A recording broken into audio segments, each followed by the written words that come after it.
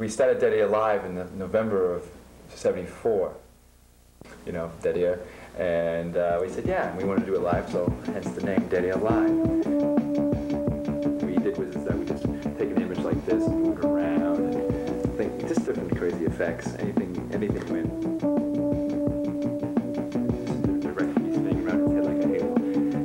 And we got response though. People like the show, you know. They would call in, and we had different people call in. There was one guy called Radio.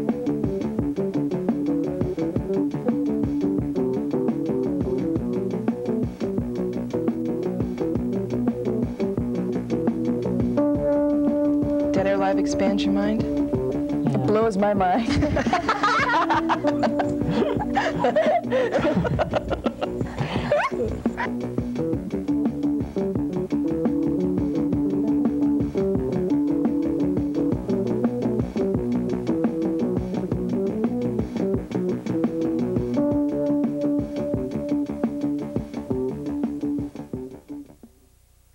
My name is Stephen Sepp Corson. This is Dead Air Live, presented by the Somerville Producers Group.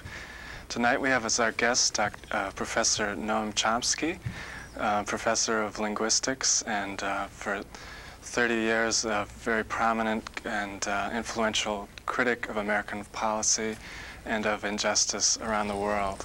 Tonight we'll be discussing the role and the power of the media in this country and the influences that it has on our lives that we may not realize. And my first question, Professor, is about the title of your book, Necessary Illusions, Thought Control in Democratic Societies. When people hear those terms of thought control and propaganda, most often they think they associate those with more totalitarian societies, and certainly not democratic societies. Could you explain those terms and what that means?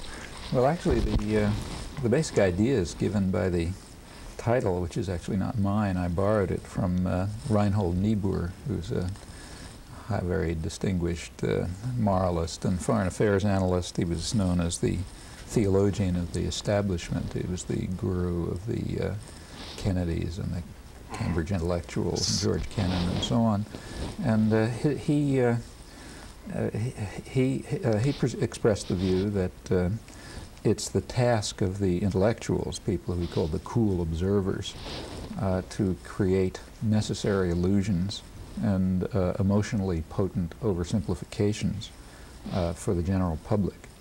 The reason is that the general public are naive simpletons, and you've got to ensure that they don't get involved in managing their own affairs or participating in the political system or making decisions and so on. It would be immoral to do that, as it would be immoral to let a 3-year-old run across the street. You have to take care of them, and the way you take care of them is by creating these illusions, these necessary illusions that kind of keep the silly people on course. And that's a very standard idea, actually. That's a kind of a leading idea of a good deal of liberal democratic theory. So actually the previous book that a friend and I wrote right before this was called Manufacturing Consent, and we borrowed that term from Walter Lippmann, who's the Dean of American Journalists, and his conception was that the general population are what he called the bewildered herd, and he said we have to protect ourselves. We smart guys have to protect ourselves from the rage and trampling of the bewildered herd. It reminds me of another term by Aldous Huxley, which was downward transcendence by means of herd intoxication. Yes, right. Regarding fascism or fascist ideas. Yeah, but they're talking about democratic societies. Yes. And the idea is that in a totalitarian society, you really don't need that much propaganda, or the propaganda can be relatively crude. And the reason is because you can control the population by force. And in a military-run society or a feudal society or a modern totalitarian society, you can have a ministry of truth which produces obvious propaganda, and everybody knows that it's propaganda, and they can choose to believe it or not choose to believe it as they wish, but they can't do much about it because you've got the bludgeon to beat them with. Right, but as a society becomes more free and more democratic, You have to keep the bewildered herd under control in other ways, and the way to do it is through propaganda and through manufacturing consent and construction of illusions and oversimplifications and or simply marginalization. A large part of the task of the media is simply to direct people away from issues. So keep them focused on sitcoms and, you know, spectator sports or something, anything, as long as they don't get involved in something that might be serious.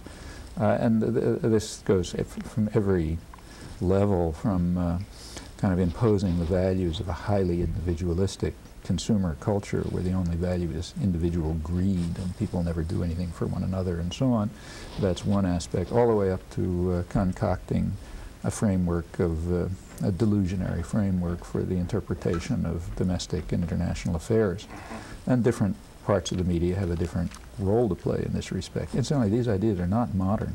Right. They go back to the earliest modern democratic revolutions. The first real modern democratic revolution was in the 17th century in England, when there were, for the first time, you know, radical ministers and tradesmen were producing pamphlet literature and organizing people and reaching out to the general public for the first time. And they had real, you know, radical democratic ideas. I mean, they were talking about the rights of ordinary people to control their own lives. Universal education and access to health and all sorts, and a lot of which is still not, you know, still far on the agenda. And that had to be suppressed because the people, as they put it in those days, are getting so arrogant that they are refusing to submit to a civil rule. And they have to be repressed. And that same idea reappears over and over again. In the American Revolution, for example, the general public, after the revolution had won, the general public had to be taught that the ideas that appeared in the revolutionary pamphlets about freedom and equality were not to be taken seriously. Popular uprisings, like, say, Shays' Rebellion in New England of rebellious farmers, had to be crushed by force. Those guys were taking this libertarian rhetoric seriously, and they had to be taught that the way it works is different.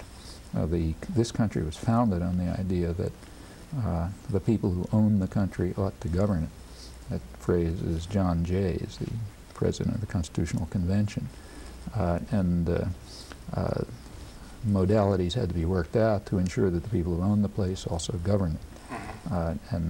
With the rise of modern corporations, it took new forms. You know, the ideas keep being remodeled and reshaped. In the 20th century, it became just a major industry. In the early part of the 20th century, the public relations industry was created, and it's grown into a huge industry. And it's very frank about what it does. In fact, its leading figure, Edward Bernays, lives right here in Cambridge. Yes. He wrote back in the 1920s, I suppose, about what he called the engineering of consent, which he said is the essence of democracy.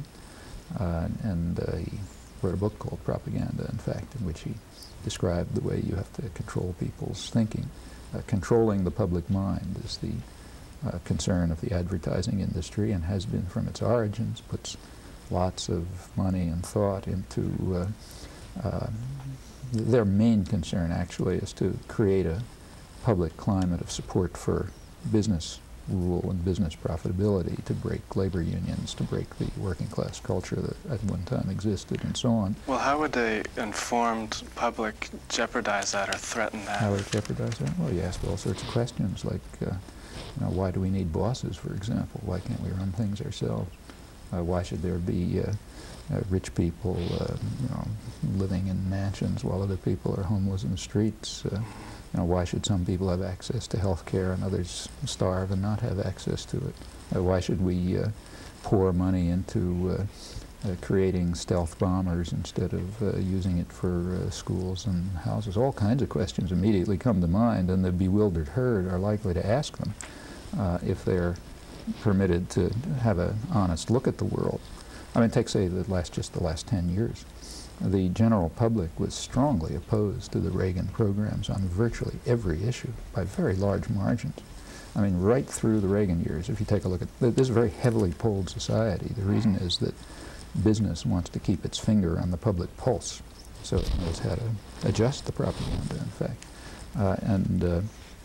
There's extensive polling data. It shows that right through the Reagan years, the public was, when people are asked, would you prefer spending for military purposes or for or social spending like health and education and welfare and so on, by huge margins, the public preferred social spending, 4 to 1 or 7 to 1, depending on how you ask. In fact, majority of the population was in favor of higher taxes if it was used for those purposes, which is quite unusual. People rarely are in favor of higher taxes. But the policies, nevertheless, were quite the opposite. The policies were to dismantle and destroy the limited support system that there was, and to transfer resources from the poor to the rich. The 1980s were a decade of outright robbery in which the poorer part of the population was robbed, which is the great majority, were robbed outright to enrich a small sector. That's why Tom Wolfe in the Boston Globe the other day described the 80s as one of the golden moments of human history.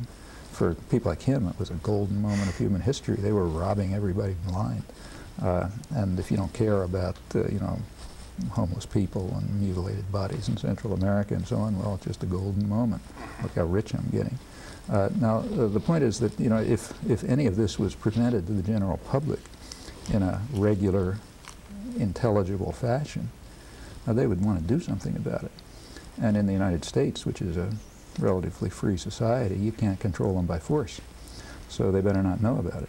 Well, they better not think about it. Well, many people know that these problems exist. I think that they just don't, most people don't really know how to respond to them, or maybe they're conditioned not to. Problems exist, but it is a very distorted way to look at it, at least. I mean, it's very hard to know exactly what people have to ask themselves what they know and understand, but we can see what's presented. So, for example, take the Boston Globe again. The other day they had a couple of weeks ago, I guess, there was a comical front page story about the economic crisis in Massachusetts, and it was about a man whose name I've forgotten, who was telling about how impossible their life is. Can't exist. He only makes $56,000 a year, and he was having a tough time keeping his 2 cars up, and they didn't have enough time to spend in his swimming pool, and they only had 2 houses, and his wife even had to work, to sort of, and she didn't want to, and this was really terrible. And then he went on to say how awful everything else is. The roads are no good, and the schools are collapsing, and so on and so forth. What was the problem? Well, the problem is big government.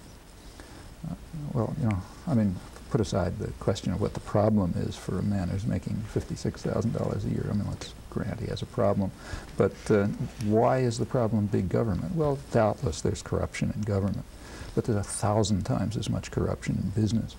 And for every, bit of excessive spending in government, there's 1,000 times that much that goes into superinflated salaries and idiotic managerial practices that have led to the decline of the productive system in order to maximize rapid gain and so on. But he didn't say the problem's in the business system. And in fact, nobody would say, you would never see that in the newspapers. There's lots of attack on the corruption of government, doubtless real, but so marginal as to be insignificant. On the other hand, the fact that we have a business community that extracts huge profits and leads to, and has a sector of the population living in extraordinary luxury while making, in fact owning the country and also governing it and directing policy in a way which maximizes their profit but happens to be extremely destructive for the general population and future generations. That's not what this man complained about, because it's not presented to you every day, and the world isn't shaped in those terms. That's one of the things you don't look at. Even when people talk about the media, they talk about, there's criticism of the media for something. Occasionally there'll be criticism of the media for being too soft on the government, not being adversarial enough. How about criticism of the media for being patsies for business, for the corporate system? You never see a criticism like that. That's just one of the things you're not allowed to discuss. I think the most dominant criticism of the media would tend to be that it's too liberal or too Exactly. left-wing. The usual criticism is it's too adversarial. But when you see a criticism from the other side, says, no, it's not too adversarial. It's that it's too subordinated to government. You will occasionally hear that. But that it's too subordinated to corporate interests, that's unspeakable. Those words, that's not an English sentence. You can't say that. Right. Because corporate interests don't exist. They're part of the, they're behind some curtain, and you don't talk about them. You can talk about the government being bad occasionally. And you can criticize the government, but the government is just one segment of the business class. That's all it is.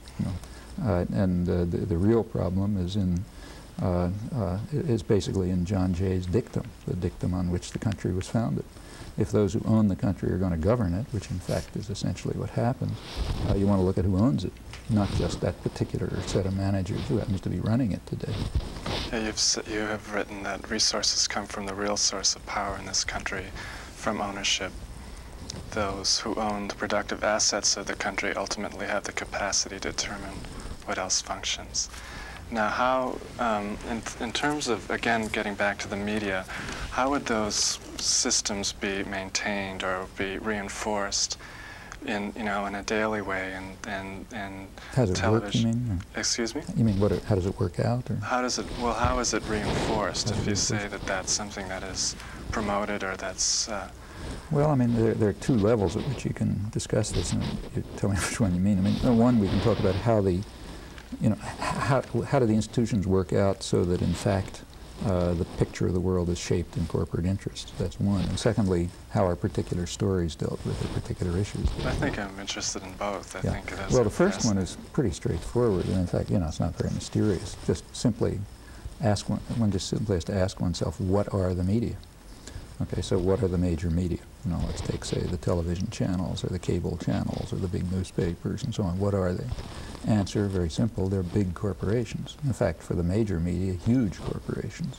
What's more, they're integrated into even bigger conglomerates, like General Electric and Westinghouse and so on. Huge, among the real huge conglomerates. Now, like any other corporations, they have a product which they sell to a market. The market is what keeps them going. Well, what's the market? The market's advertisers.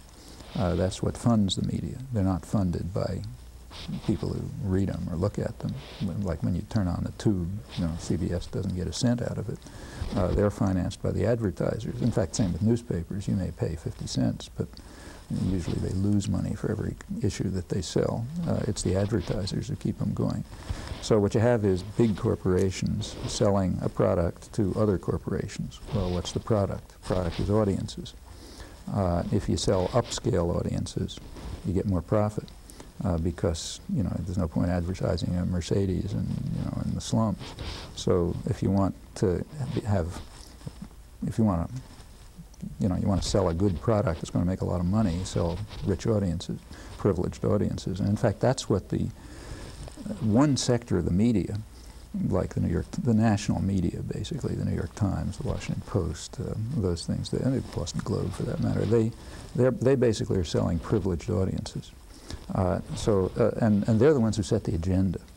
Like if you're running a small newspaper and say, a big newspaper for that matter in Des Moines, Iowa or something, you don't have the resources to cover the world scene or even the national scene. What you do is you see what the New York Times has, and you do the same thing. Or the wire services. Well, see, it's actually interesting. Now, if you watch the wire services, I don't know if you've got an AP wire here, let it run, and around 4 o'clock in the afternoon every day, something comes across which says, the New York Times is planning the following for their front page tomorrow.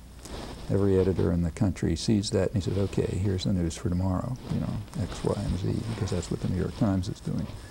In fact, even the television channels do that. They see what's on the New York Times and the Washington Post that morning, and that's what you're going to see in the evening.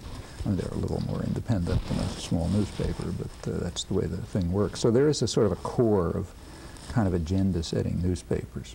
There is also kind of a local quality press, like, say, the Globe or the Philadelphia Inquirer or the LA Times, and they have a degree they have enough resources so that they have a degree of independence, although they don't break far out of that framework either. And then you sort of go on down to people who just pick up the structure, and either they use the New York Times, like say, if you have the Boston Herald, you just run the New York Times news service. That's your view of the world. I doubt if they have their own correspondence anywhere. Now, so on the one hand, you've got these kind of agenda-setting media, which are selling privileged audiences. And then you have the mass media, which are selling huge audiences and just sort of pick up the structure from above. Well, what do you expect to come out of that? Let's take the agenda-setting media. Huge corporations selling privileged audiences to other businesses. What kind of picture of the world do you expect to come out of that system? Well, you expect a picture that's going to reflect the interests of the sellers and the buyers and the product, namely to reflect the to give a view of the world that serves the interests and the needs of the sectors of the population that in fact control the resources and make the decisions, and they're the economic managers and the political managers and the cultural managers, the people who are in the culture business, schools, universities, media, and so on, reflects their interests. That's a top sector of the population. At an extreme level, it's the kind of people who Tom Wolfe was talking for. But it's it's the privileged.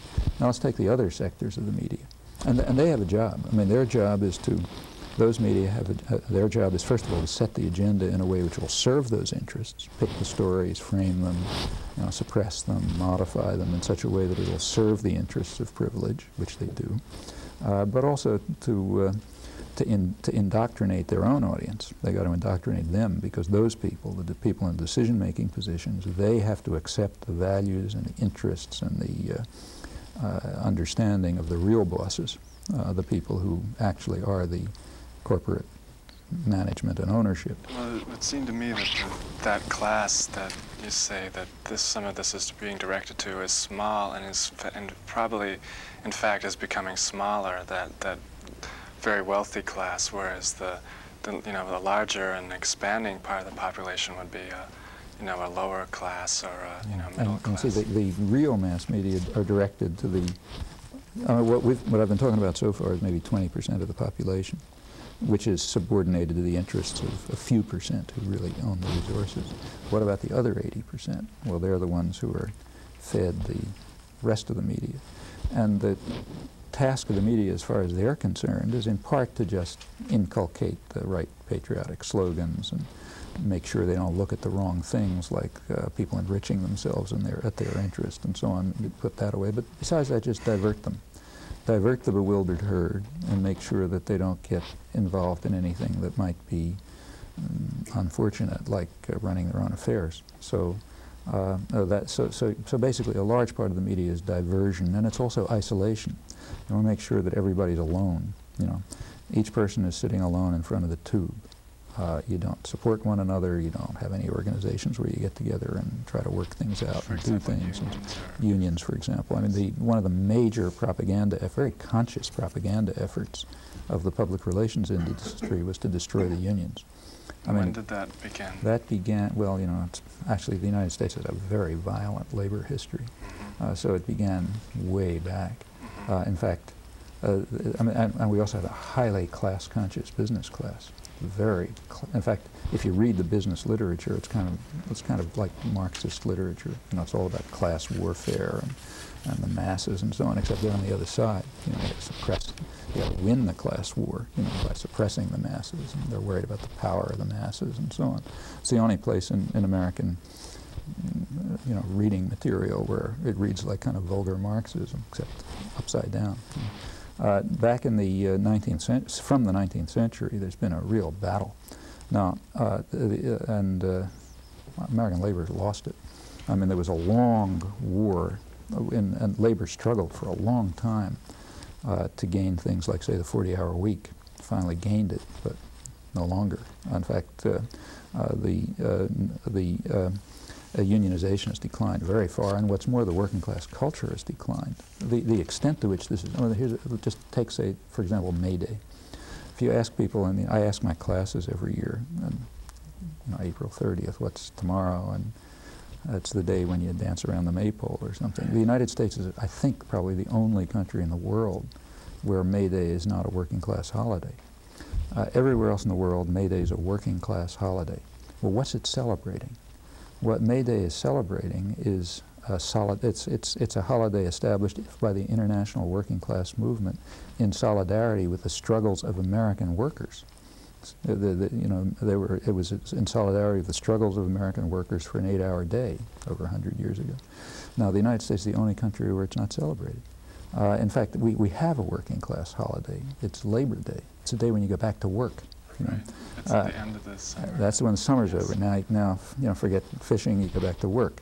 Now, see, those things are not just they're symbolic in a way, but they reflect the enormous victory of the business classes over any conception of popular organization or popular solidarity, or just the idea that people have a right to the fruits of their own labor or to struggle together to achieve something. That's got to be completely destroyed, and all that's left is the right of the rich to enrich themselves while nobody's looking. And that's in fact what the public relations industry and advertising is dedicated to, and what a large part of the mass media are dedicated to. Well, I think back to a time, like for example, looking at Life magazines of the 40s and during the war, when there was very intensive propaganda and very blatant propaganda, and looking at any of the,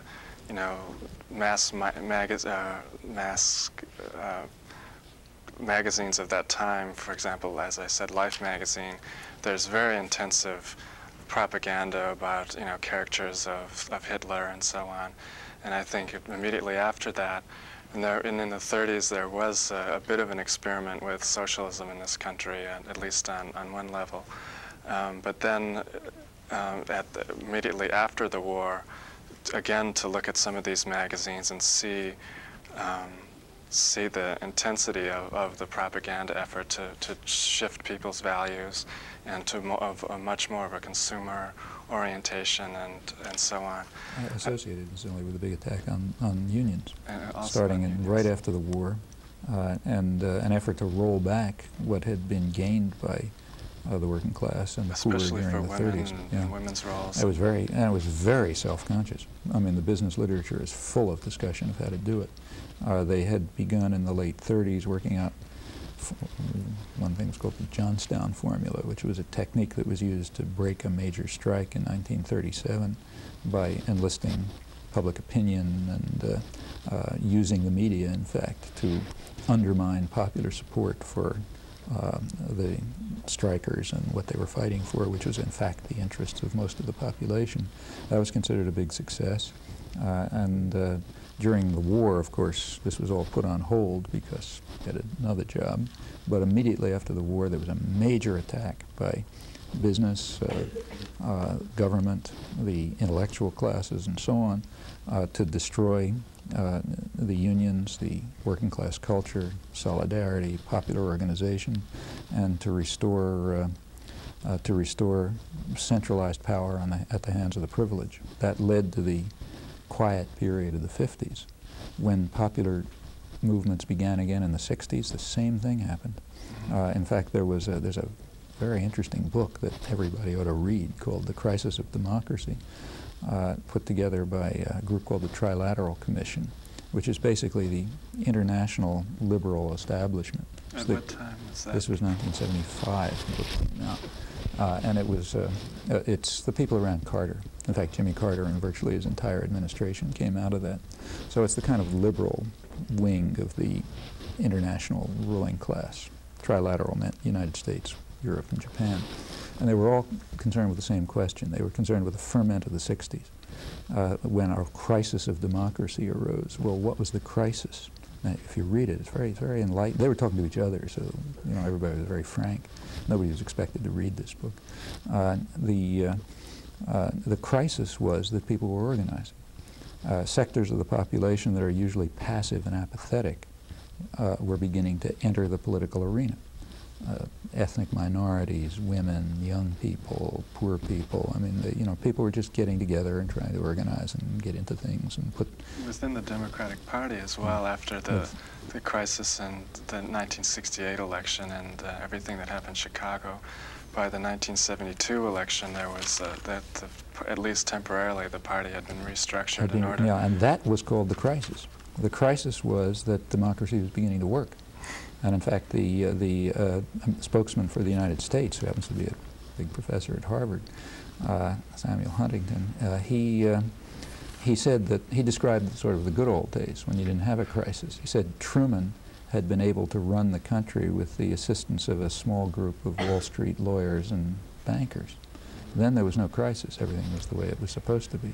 But now you couldn't just get a bunch of bankers and Wall Street lawyers together and do everything, because you had all these annoying people. You had this bewildered herd getting involved. And that's a crisis. And how do you solve the crisis? Well, you restore the population to apathy and obedience. And then you don't have a crisis of democracy anymore. Then democracy is working just fine, working in the interests of the privileged. You know, it's by the privileged, for the privileged, and in their interests. That's democracy. And when that gets out of hand, you have a problem. Well, you know, that's the same idea, thought that we've been hearing since the 17th century. And every time you get popular involvement and action and organization, you get an attempt to crush it. In the United States, it's been quite successful. The people really are marginalized and isolated. The United States, I mean, what I mentioned about May Day is a case in point, but the United States has one of the weakest labor movements in the world. It's the only industrial society, virtually the only industrial society that doesn't have a labor-based party. We really have a one-party system, if we were honest. We have a business party. One of the populist mayors in the Midwest, Mayor Cleveland, recently called it the demi-publicans, you know, the business party. That's two factions, and they kind of shift around a little bit. But it's what would be called the conservatives or the Tories in almost any other industrial country. There's no working class party. There's no, I doubt if there's a, I mean, you'd have to really look hard in the United States to find any writer in a journal who identify himself or herself as a socialist. Virtually no one. Every other industrial society, it's just a joke. It's normal. I mean, Canada, England, anywhere. In terms of that, and in terms of that, and the press, and people who are within the press, as you say, a journalist, mentioned about the socialist journalist as an example. How is it that the perspective in the news that we see is as narrow as it is? How is it? How is that reinforced, would you say? Is it the, I've recently read a study about the people who are presented as experts in the media having a very narrow spectrum. Well, that's true, but and there was a study in Mother Jones this month, and a media analysis group also did a study of people in Nightline or something, and it's true, yeah, of course, picked from a pretty narrow spectrum, but I think that kind of is misleading in a way, although it's correct. The point is that the entire spectrum is narrow.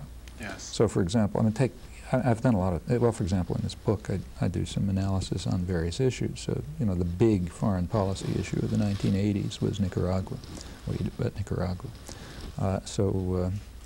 I took the two periods of peak concentration, which, if you look at, you know, the number of news stories and so on, it sort of peaked in early 1986 and in early 1987. That was in connection with Contra aid bills. So I took all the opinion columns in the newspapers, main newspapers, Washington Post, New York Times, all the op-eds and the editor and the, you know, their columnists and so on. That's supposed to give the range of opinion, and there were lots of them. There were about close to 150 columns. So how did they divide up on the issue? Well, on the major issue, what's your attitude toward the Sandinistas? It was totalitarian, 100%. 100% of the, in the first sample, 100% of the columns were anti-Sandinista. In the second sample, 1987, there were two exceptions. One of them was the ambassador of Nicaragua, who was allowed to write a column, and the other was the only person who had had first-hand experience in Central America, a doctor in New York, Kevin Cahill, who's a specialist in tropical medicine and has worked in Haiti and the Caribbean and Central America, and he was the one person who said, look, it's the only place where they've carried out health programs directed to the poor population. They've had an enormous increase in lifespan, huge decline in infant mortality because they're actually trying to do something for people. Those were the two columns in the whole sample that were not anti-Sandinista.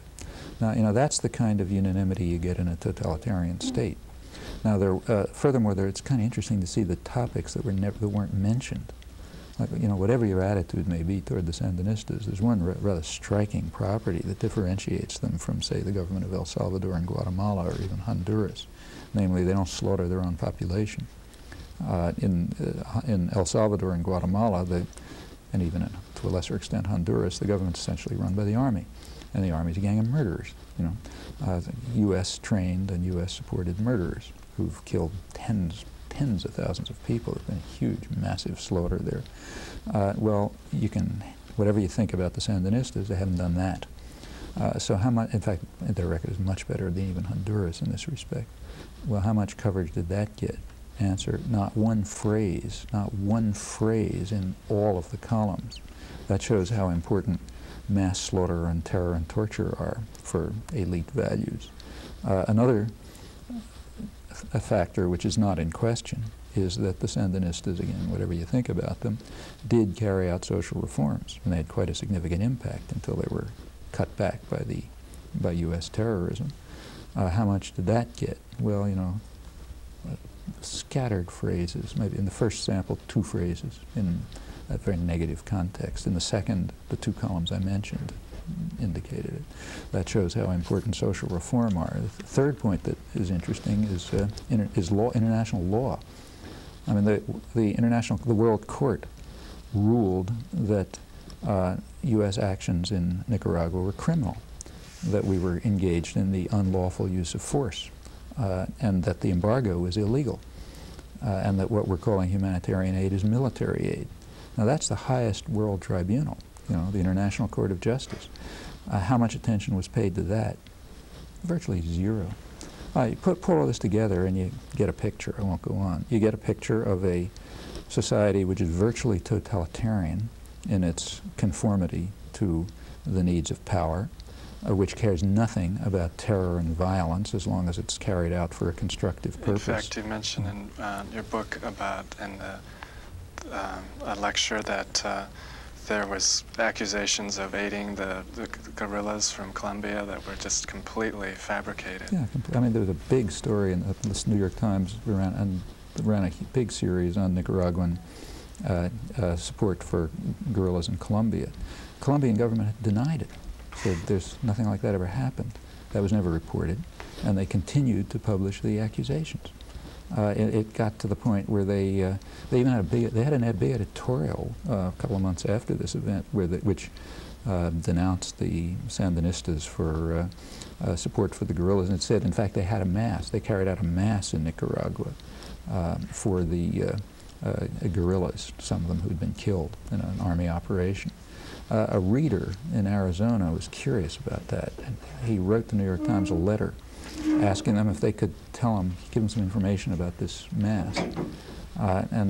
He kept at it. You know, they never published his letter, but he kept at it, and finally they conceded, the foreign editor conceded privately that they would never publish it, that what actually happened was that there was a mass for something else. And in the mass, somebody got up in the back of the room with a poster about the guerrillas and was taken out. That's what happened. So that becomes Nicaraguan support for the guerrillas and running a mass for them. Well, they conceded it in private, but they never made a correction. And it just goes on and on like this. I mean, I'm picking one issue. You pick any issue in the world and you'll get the same story. These are the operations of a well-organized propaganda system with perfectly obvious objectives. It's a very interesting case, the United States, because it's done without force. Nobody's forcing them to do it. You know, nobody's got a gun at their heads. This is done out of interest. You know, it's done out of interest and out of institutional need. So it's not totalitarian. It's done under conditions of freedom. That's what I mean by thought control in a democratic society. I see. Well, we're planning to take some questions from the people that are here in our studio to discuss some of the topics we've been discussing tonight and some other questions, and perhaps we can take the first question now. Hi, Dr. Chomsky. Hi. I'd just like to ask what you think the necessary illusions are that are supported by the media's anti-Sandinista bias in Nicaragua. Mm-hmm. Well, that's very clear, actually. There's a, if we had something that you could call newspapers in the United States, they would tell you what drives American policy towards the Third World and towards Central America, and that's very explicit.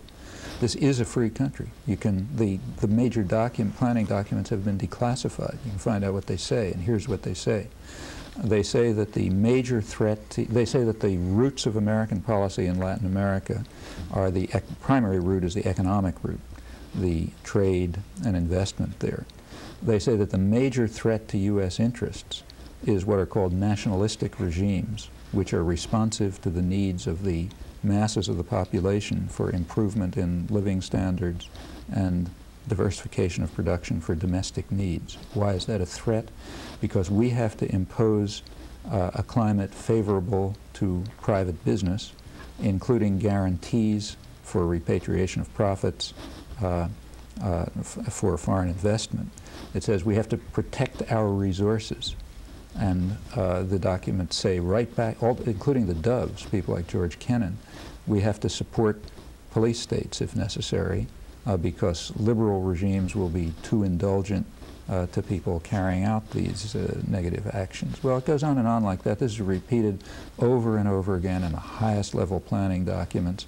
It's applied repeatedly throughout the world. That's why we've continually had to overthrow democratic governments, capitalist governments, in fact, when they became too devoted to their own, to the needs of their own populations. Well, you know, that's what the Sandinistas were. The Sandinistas were directing resources to the general population and away from the elites, and they weren't protecting the interests of the business community, so they have to go. On that, there's unanimity. The only question is how they go. So you have a tactical debate between the people who say, let's do it by terror and violence, let's support the Contras, and then the doves who say, let's do it by economic strangulation and ideological warfare. But that they must go, that's certain. How often have you read an editorial or an opinion column in the United States saying the Sandinistas are doing good? You know? I mean, you can certainly find people who say it. For example, Oxfam, you know, the major development and aid organization, has described the policies of the Sandinistas as unique in the 76 developing countries in which they work in their concern for the needs of the population and the efficiency with which they address them. But they don't write an op-ed because that's not a permissible position. Shall we take the next question, please? I'm wondering, you cited this Gallup poll that said that a majority of Americans are in favor of funding social programs and are willing to raise taxes to pay for them. I'm wondering why, in your mind, Democratic candidates who stand for those things keep losing, particularly presidential candidates. There aren't any. There's no presidential candidate who stands for those things. For example, right at the time when that's what the polls were saying, the Democrats were saying, let's do the opposite. Well, Mondale, for example. Mondale didn't say that. Mondale didn't. In fact, Mondale did not. Mondale's position was he was in favor of cutting back military spending, but also cutting back social spending. And the reason was because in 1984, the Democrats were basically the party of fiscal conservatism. They were the party that was representing the interests of the banks and the investment firms and so on, who were concerned with the big deficits. The Republicans were the party of what's called Keynesian growth. You know, big government, lots of government spending. That's what the military means. Big subsidies to high-tech industry. That's what the Pentagon basically is. Let's forget the deficits. In fact, the two parties had switched their usual positions 180 degrees, but none of them were talking about dropping military spending in favor of social spending. You can't do that. Military spending is the way we keep high-tech industry going. In fact, Reagan's military spending programs were just basically the Carter programs. They were proposed in the last year or two of the Carter administration, and they were implemented under Reagan. And the reasons were because the business community all fundamentally had the same opinion, that you have to figure out a way to increase profitability of corporations, cut back social spending, and force the public to subsidize advanced industry. I mean, there's one sector of American industry that's basically competitive, high-tech industry, you know, computers and all that sort of thing, electronics. And you've got to get the public to pay for it. The public has to pay for research and development and has to, has to subsidize the costly parts. Then if there's any profit to be made, that goes back to private enterprise. What we call free enterprise is actually publicly subsidized private profit. It happens to be done through the Pentagon system here. And on that there was unanimity. Everyone was agreed, virtually across the board, that you had to cut back social programs and increase military spending, that is, high-tech subsidies. Didn't matter what the public thought. Do you feel that there were any issues raised in the Jackson campaign? Yeah, sure. There were issues raised in the Jackson campaign, but they were not presented. I mean, the presentation of Jackson in the media didn't present those issues. It avoided them in favor of other things. Like, and did he make an anti-Semitic remark? Right. Or, did he say this? Did he say that?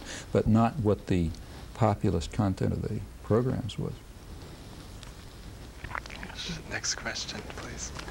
Doesn't it appear that the working class is in fact not being pacified anymore and being squeezed right out of the arena? And whose aims would that serve? Is it not being squeezed out? I mean, the working class are being pushed further and further rather than being pacified to the point where they're hardly earning a living wage, many people now. Well, that's pacification. I mean, I'm not sure I understand. Yes, you're right. They're being very much suppressed, but they're also being pacified. I mean, labor militancy is at a pretty low level, even though the working class has been suffering. Like, for example, look, real wages, the amount you actually can buy for what an hour's work gives you, that's been declining since about 1973. Right. That's unprecedented in American history. It's never happened before.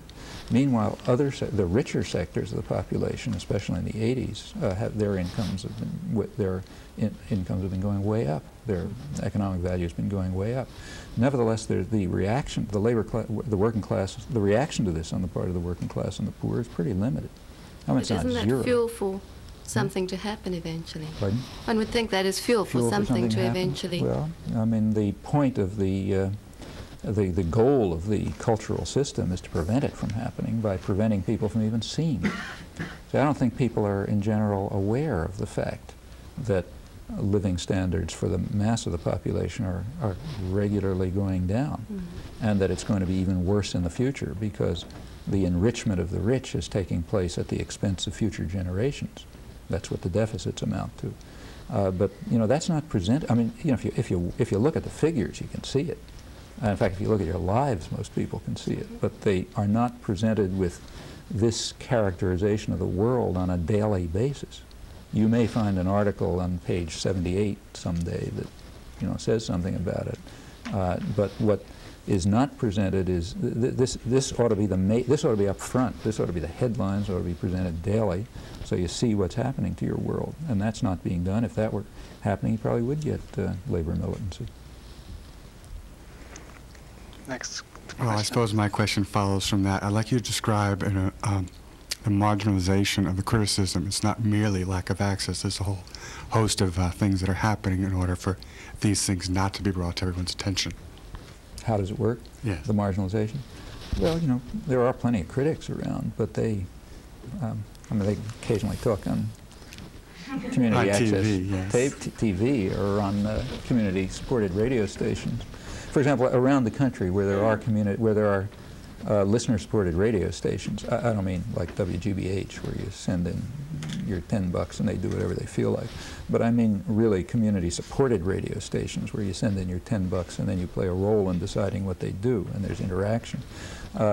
Towns and cities that have that are rather different. I spend a lot of time traveling around the country, and when you go to a place like, say, Boulder, Colorado, or Madison, Wisconsin, or some place that has a lively listener-supported radio station, you feel the difference in the popular culture because people do have a way of participating and presented to them on a regular daily basis an alternative picture of the world which reflects their interests and their concerns and, in fact, reality. That doesn't happen in places like Boston. And where there are individual critics, they will, of course, be very much marginalized. Well, take, say, that book that was mentioned. That book was actually based on lectures that were given over the national radio in Canada, the Canadian Broadcasting Corporation, a series of, big series of lectures every year that was given there. Then the book was published in Canada, and it's on the bestseller list in Canada. In the United States, in Boston, it was also published in Boston, but the Boston Globe wouldn't even list it under the listing of books by local authors, you know. Local boy makes good type list that they have every Sunday, where, you know, if you write a chapter in a cookbook, they have you listed there. But and of course there couldn't be a review in the United States. It's inconceivable. Nobody would have heard of it. Well, that's the difference, and that happens across the board. I mean, my colleague Edward Herman and I, who wrote the Manufacturing Consent book, our first book was published by a publisher that was owned by Warner Communications, who also owns this outfit. They didn't like that book. They didn't want the publisher to distribute it. 20,000 copies had been printed. The publisher, which was a successful publisher, insisted on printing it. They put the publisher out of business. They literally put them out of business and destroyed their whole stock to prevent them from distributing that one book. That was your book? That's Warner Communications. Now that's extreme. Things usually don't get that far, and I don't want to suggest that that's typical. But there's a whole range of ways to ensure that unless you conform to the basic doctrines of the system, you're not going to be heard. There's a mechanism that begins in kindergarten that starts filtering people out for obedience and conformity. It goes for the schools and the colleges and, you know, the professions, and if you pass through those filters, you can take part.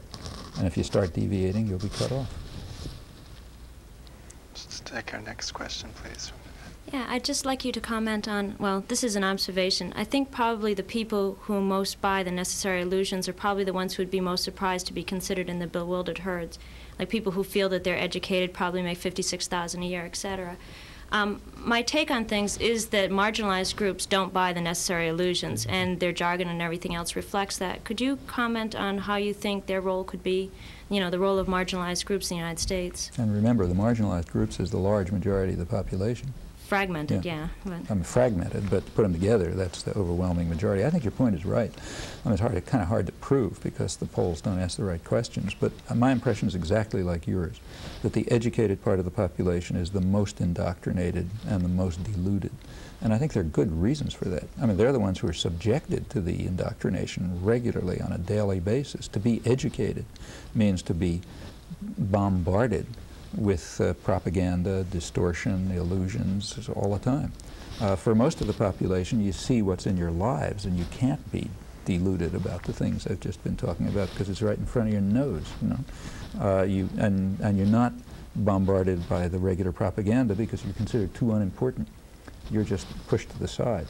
So what can these people do? Well, they can create exactly the crisis of democracy that elites are worried about. They can become organized. They can enter the political arena. They can begin to, they can take over the political system by their numbers, as they should. And in fact, they can take over the system of production as well. After all, why do you need bosses and managers? What role do they serve other than to enrich themselves and to distort the process of production for the interests of the wealthy? That's it. Let's face it. And there's no other need for them. And as long as you have, there's no law of nature that says that the people in a factory can't run the factory. In fact, they can do it better than the manager. They know better what's going on, and so on and so forth. Now, you know, when those issues become on the agenda, you'll have a real crisis of democracy, and in fact, you'll complete the revolutions that began in the 18th century and then were cut off. Professor Chomsky, we have time for one more question. I just wonder if the opening of the so-called Iron Curtain threatens any of our necessary illusions, and if you foresee any changes as a result of that. Well, what's happening behind the Iron Curtain is a very exciting development, too much to talk about, but the way the West is looking at it, they want to convert Eastern Europe into a kind of a third world. So the idea is to convert Eastern Europe into Mexico and you know, Dominican Republic and so on, make them easy to rob. That's the basic idea. So they too can provide markets and resources and cheap labor and so on and so forth. It's causing a problem for propaganda at home because the main way in which the general population here has been kept under control for the last 50 years is the Russian threat. You can't waive it anymore. In fact, the invasion of Panama was very interesting in this respect. It's so typical an operation of U.S. violence that it barely merits a footnote. But it was different in one respect. It's the first act of U.S. international violence in 50 or 60 years that hasn't been justified on the pretext that we're defending ourselves from the Russians. So when we invaded Grenada or the Dominican Republic or whatever, we're defending ourselves from the Russians. There weren't any Russians, but at least they were over there. We can say we're defending ourselves from them. This time, that was beyond the imagination even of the editorial writers in the State Department. So they had to set up a whole new propaganda framework.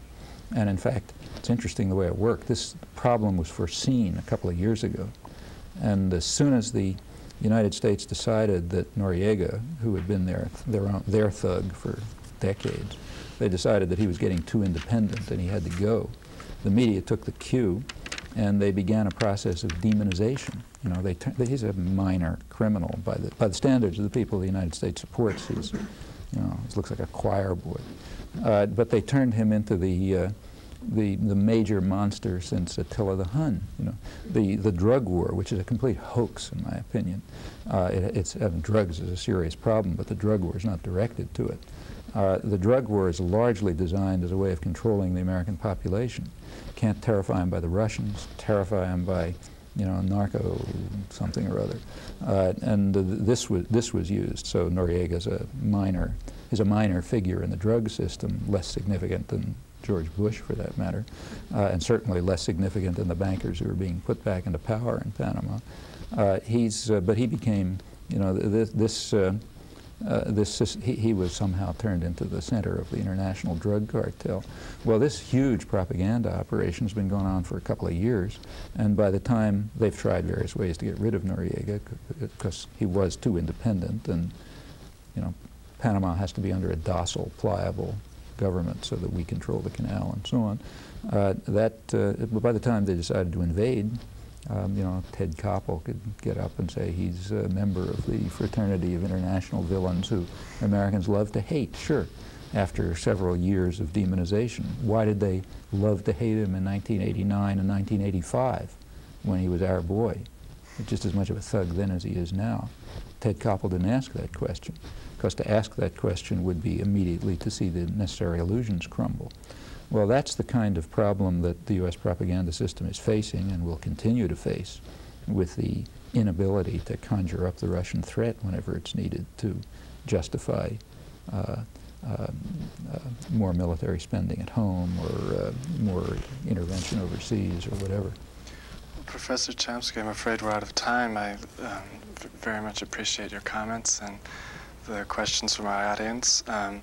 It's our hope that this evening will give people perspective on the news and where it originates, and also an opportunity to look at the news and the information we all receive every day in enormous quantities, not from a jaded perspective, but from an informed perspective on where that information may originate and the impact that it has on our lives. Thank you very much for joining us this evening. My name is Sev Corson, and good night.